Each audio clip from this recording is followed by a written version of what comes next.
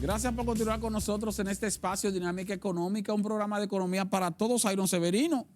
Esta semana, entre una cosa y otra, pues se realizó con éxito el Foro Económico del Dinero el pasado miércoles 23.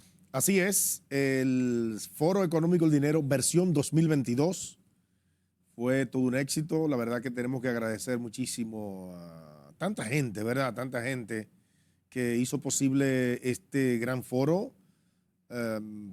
Superamos las expectativas en todo, en contenido, calidad de público, en cobertura, en apoyo de patrocinadores y, por supuesto, el staff del periódico El Dinero y mediáticos que se encarga de la parte logística.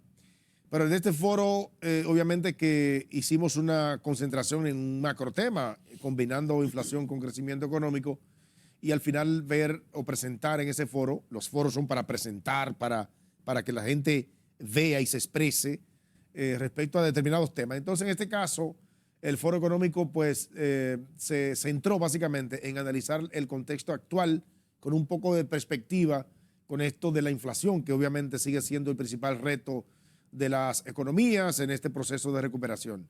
Pues tuvimos expositores de primera línea. Obviamente tuvimos la dicha, el honor de contar con el ministro de Economía, Planificación y Desarrollo, Pavel Issa, una persona, Delgado, que tiene, es coherente, digo yo, porque él, a pesar de ser un funcionario, él presenta los datos tal cual son. Sí, es un técnico, pues, es un técnico. Sí. Pavel Issa es un técnico. No politiza los datos. Pero ahorita tengo que decir algo de tu participación. Bueno, pero básicamente destacar, sí, como tú mencionas, el apoyo de la asistencia. Mira, señores, exactamente, ahí estaban funcionarios, bueno, ahí está Pavel Issa, que le tocó una exposición, ministro de Economía, Planificación y Desarrollo, pero también presentes en la actividad estuvo el ministro de la Presidencia, el señor Joel Santos, el ministro de Industria y Comercio, el señor Víctor Bisonó. Estuvo el superintendente de bancos y la representación del sector financiero privado. Las asociaciones de ahorros y préstamos. Sí, tanto de los bancos de servicios múltiples como de asociaciones de ahorros y préstamos, los principales ejecutivos. O sea, que se contó con una presencia importante. Otros funcionarios también de primera línea del gobierno y ejecutivos de empresas privadas. La verdad que la participación no solo de los expositores, sino también de los invitados, o sea, las personas que fueron como espectadores, como público, a recibir las informaciones que se ofrecieron en ese apretado programa de desarrollo del foro, que fue bastante bien acogido, a pesar de que fue muy apretado y que se extendió incluso hasta las 2:30 de la tarde. Ay, la gente se quedó ahí, la gente estuvo presente. Destacar la ponencia de Magín Díaz, tremendo, excelente su presentación, pero también quiero destacar, Delgado, un reconocimiento que se hizo en el foro, porque el foro también todos los años reconoce a una institución o a una entidad o personaje que con sus méritos pues valga la pena resaltar por el asunto de su aporte al desarrollo de una determinada área de la economía. En este caso, pues destacamos la vida, la trayectoria, el aporte de Luis Molina Achécar, que es un decano de la banca dominicana. Es el decano de la banca dominicana. Así es. En el desarrollo de la banca. Presidente del grupo financiero BHD. Es el presidente del Consejo de Administración. Del Consejo de Administración actualmente. Luis Molina Achécar ofreció un discurso muy emotivo, pero al mismo tiempo de mucha reflexión en cuanto a el curso que ha tenido la economía dominicana y el sector financiero de manera también muy especial durante las últimas décadas. Creo que es un material digno de tomar en cuenta. Nosotros lo vamos a publicar íntegro también en el periódico El Dinero, pero también el periódico eldinero.com.do tiene disponible completo el foro en su cuenta de YouTube. Entonces, para que la gente pueda verlo y ver todas las exposiciones que allí se desarrollaron. Hay aspectos interesantes. Tú mencionas la exposición de Magín Díaz. Magín Díaz, que fue director de Impuestos Internos en la gestión gubernamental pasada, es un economista, consultor ahora del sector privado, citó 10 retos que tiene el Estado dominicano y que tiene el sector privado también dominicano en cuanto al aspecto económico. Y lo detalló 1 a 1. O sea, porque fue una exposición brillante en ese sentido de que él dijo, no vamos a hablar de lo que hemos vivido. Exactamente. Porque ya lo conocemos, sabemos cómo estuvimos de la pandemia para acá y qué ha pasado. Ahora lo que hay que mirar es hacia el futuro. ¿Qué nos depara? ¿Qué tenemos que hacer? ¿Cuáles son nuestros principales retos? Y de esos 10 retos, mencionó la mayoría son, señores, desafíos que tenemos, que venimos arrastrando, que lo venimos como postergando, como el caso de una reforma estructural en el Código Tributario, para no decir una reforma fiscal, como el caso de establecer políticas que contribuyan con reducir la desigualdad. Bueno, que hubo coincidencia con eso, con la desigualdad hubo coincidencia entre el ministro, el mismo Di Franco que participó en tu... Di Franco también, sí. Y también sobre lo que tiene que ver con el alto nivel de informalidad que hay en la República Dominicana, que entonces afecta la posibilidad de que el Estado pueda adquirir mayores ingresos a través de un aumento de la presión tributaria, que no puede ser con base en aumento de impuestos, porque no se le puede seguir cargando más impuestos a la gente que sí paga impuestos. Los que pagan impuestos o los que pagamos impuestos ya no nos pueden aumentar las tasas. Tú tienes un impuesto sobre la renta de un 27%. Así es. Tú tienes un ITEVI de un 18%. Tú tienes entonces unos selectivos de entre 10 y 16%.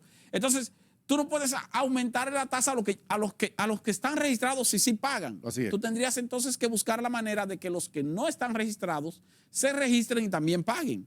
Porque cuando se habla de la presión tributaria, se habla de que, un 14% del PIB. Pero eso no quiere decir que lo que tú pagas de impuestos es un 14%. Lo que pasa es que los que pagan impuestos pagan muchísimo más de un 14% y te resulta en 14% el promedio cuando tú sumas entonces los que no pagan. Así es. Entonces no es cargándole más impuestos a los que pagan. Entonces ese tipo de elementos que él plantea, que son desafíos que él mismo reconoce, que no son un asunto de que, que este gobierno, no, sino que durante las últimas décadas nuestros gobiernos han venido dándole larga y tomando medidas transitorias que luego se convierten en medidas permanentes en el aparato estatal. Y entonces eso en algún momento habrá que prestarle atención, habrá que meterle mano, como se dice. El caso, por ejemplo, de un pacto fiscal, ese pacto fiscal, ya no va a ser este año, no va a ser el año que viene. Entonces habrá de ser en el 24 si hay un cambio de gobierno o si seguimos con el mismo gobernante. Así es. Pero no va a ser el 24 porque en el 24 van a decir, no, sí, pero ya estamos finalizando el año, porque va a ser después de las elecciones. Y entonces la toma de posesión sería en agosto del 2024. Entonces, de agosto a diciembre, no, espérate, no podemos hacer una reforma. Cuando viene a ver hay que esperar el 25. O sea, vivimos postergando las cosas y eso también es un elemento. Bueno, el alto grado de informalidad de la economía dominicana, la desigualdad inclusive de género en muchos aspectos que el mismo Pavel plantea, es importante destacar eso, que vamos creciendo, obviamente, la economía va creciendo y no hay una redistribución de esa riqueza. Yo creo también que hay un aspecto importante que Magín, como todo un experto, mencionó, y es justamente con esa falta a veces de integración, ¿verdad? O de las políticas para darle seguimiento a aspectos que son de Estado. En este caso creo que el profesional de Magín, que fíjate que él hace una exposición un tanto centrada en aspectos bastante técnicos, unas sugerencias bastante específicas, cuando él concentra obviamente su exposición en 10 puntos importante. Él inclusive a manera de chiste dijo porque el número 10 me parece bonito, dijo él. Sí. No es porque no haya más retos, no es porque haya más retos, pero claro que la informalidad, esa falta de tomar una decisión de Estado y habló de algo de que eso de dejar, de postergar lo que tenemos que hacer, es como habló, por ejemplo, del adelanto de impuestos, que eso está bien por el momento, pero eso es postergando, postergando lo que sabemos que viene ahí. Entonces, estar preparado para eso. Él habla de la postergación de la toma de decisiones importantes en el Estado. Eso realmente, eso tiene mucho de importante, porque ciertamente después, si nos explota el asunto en las manos, vamos a decir, nos lo dijeron. Así es. Entonces, cuando él menciona el aspecto de que, claro, tenemos un gasto de un 18 y algo por ciento del PIB y unos ingresos que no llegan al 15%, el déficit natural de 3 y algo por ciento. Eso es una especie de bola de nieve porque es en términos proporcionales. Hay que ver en qué momento nosotros como República Dominicana vamos a tomar la decisión de, decía él también, o de aumentar los ingresos, y ahí es lo que tú decías, de que no sea a los que siempre pagan, o de bajar el gasto, y eso no se puede, porque los gobiernos se dan cuenta después que llegan que no pueden. Precisamente eso quiero mencionar, y vamos a mencionarlo en el próximo segmento. Dos aspectos específicos. Uno que mencionó el señor Magín Díaz, que tiene un matiz algo político, no político partidario, sino de la relación entre el aspecto político y el aspecto económico. Y algo que dijo también Pavel Isa sobre lo que tenemos, lo que hemos logrado, pero también lo que nos falta por lograr. Volvemos en breve, Dinámica Económica. Así es.